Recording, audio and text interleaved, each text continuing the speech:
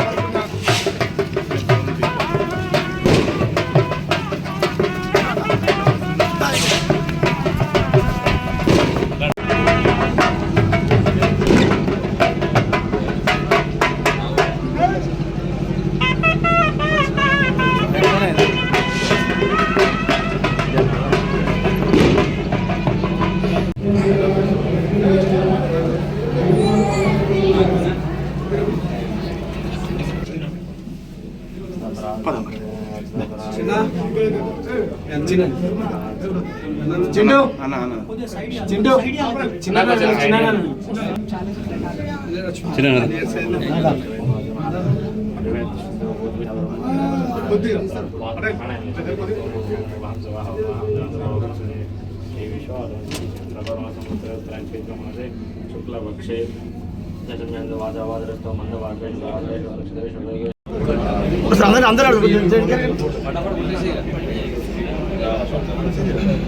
చిండు ముందురా చిండు, అరే చిండు ముందురా.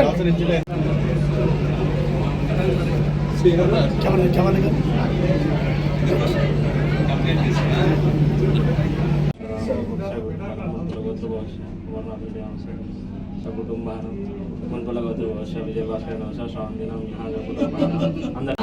సాంగేయండి పిల్లలు సాంగేయండి.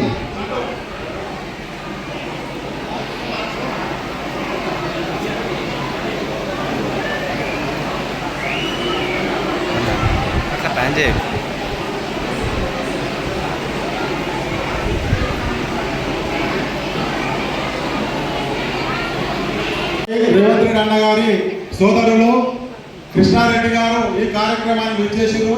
వారికి ధన్యవాదాలు గ్రామం తరఫున తెలియజేస్తూ వారికి ఆ భగవంతుడు ఆయురారోగ్య